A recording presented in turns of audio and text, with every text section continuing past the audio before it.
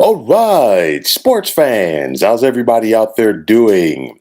William Martin coming at you one more time here on YouTube with another edition of the 300 Pounds of Sports Knowledge Podcast.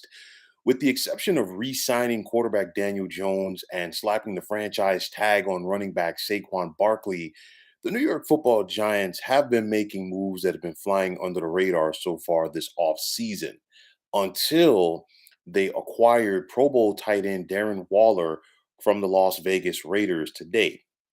Now, the move to acquire Waller should fall into the category of low risk, high reward, as the move only cost the Giants a third round pick.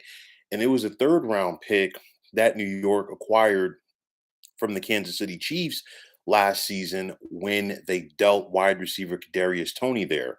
And being that the Chiefs won the Super Bowl, this means that this pick is going to be at the end of the third round, which for the most part is going to be a fourth round pick for the upcoming draft. Now, over the last 2 years, Waller has missed a combined 14 games, but the Giants are hopeful that they're getting the version of Darren Waller from 2019 and 2020 when he had a combined 197 receptions to go along with more than 2,300 receiving yards. Now, it was a different front office regime, but the Giants did try bringing in a veteran tight end several years ago in Kyle Rudolph, and it didn't work out. Kyle Rudolph was at the end of his prime years, at least in the NFL. And of course, New York's offense was putrid at best, to say the least. But this deal right now of Darren Waller, in my opinion, does make sense for the Giants. Now, New York just invested a ton financially in quarterback Daniel Jones. And in doing so, you've got to put the pieces around him on offense. And I've talked about this. And you look at it, New York was 25th last year in the NFL in passing. And that's not going to be able to get it done for a second year in a row if they want to once again be a playoff team and make some serious moves in the postseason. And for right now, at least, adding Waller makes him the best receiving target on this Giants team. He's a guy that can consistently move the chains if healthy. And he's somebody that the opposing defense, notably those linebackers and safeties, have to consistently account for. And for the Giants, I really don't think that they're done here. They picked 25th in the upcoming draft.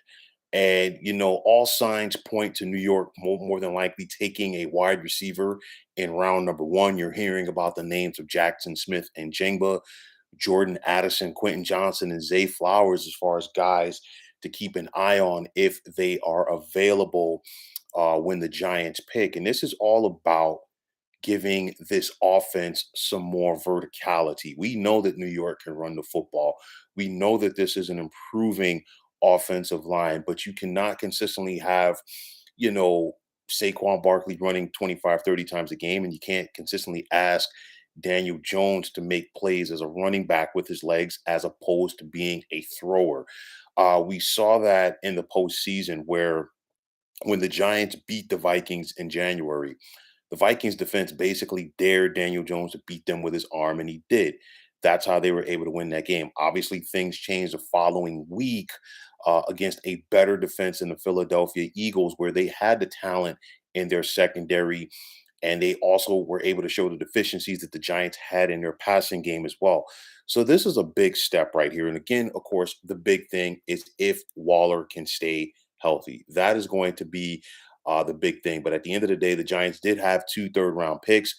You really don't lose that much in that pick for Tony, as far as from the standpoint that it wasn't it was a pick you weren't counting on to begin with. You made the trade, and now you flipped it around to get Darren Waller. So again, it falls under that low risk, high reward category, especially if Waller can show some of the glimpses or some of the flashes, if you will, of what made him a Pro Bowl tight end for both 2019 and 2020. Of course, 2020 was the year that he actually did make the Pro Bowl. So credit to Joe Shane for the New York Giants to go out there and make this move. And he's making moves that they might not jump off of the papers as far as the back pages in the New York area, but they are moves of substance. And I think in the long term, they're definitely going to help this team.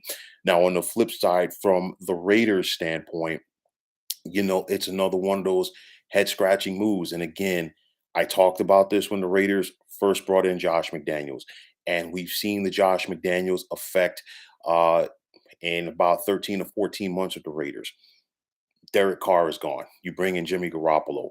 Now Darren Waller's gone. It's going to be interesting to see what other veteran players are leaving the Raiders. And if you think this is strange, just go back and look at Josh McDaniels' time with the Denver Broncos. It was not that long before he got that after he got there, rather, excuse me, that Jay Cutler, the Pro Bowl quarterback from the Broncos, was being traded. And before you know it, a year later, so was all pro wide receiver Brandon Marshall. This is what Josh McDaniels does. He, as like a lot of other Bill Belichick assistants with the New England Patriots, they try to come into their new team and do things the Belichick way. It worked for Belichick for so many years due to the fact that the ability of Tom Brady, a quarterback, was able to mask a lot of the deficiencies that he had in his personnel decisions. Fast forward here to the Raiders.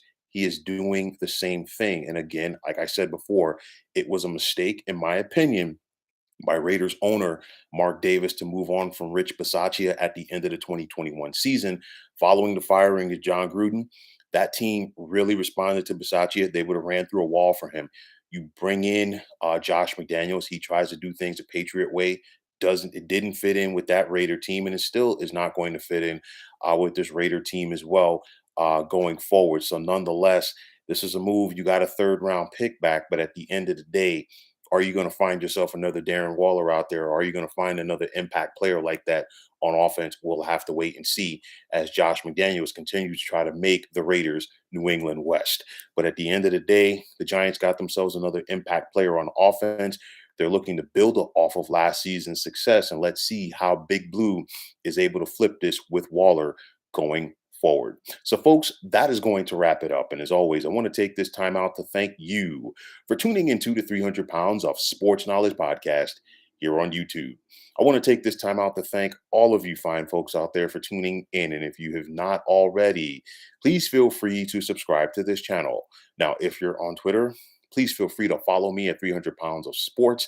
And like I always say, if you follow me, it'll be my pleasure to follow you right back. There's also the sports discussion group on Facebook at the Sports Depot 365. Now you can check it out. Drop a line and be a part of one of the better sports debating sites going on social media. So once again, fine folks, my name is William Martin. I am signing off. And I'm saying take care and have yourselves a wonderful day.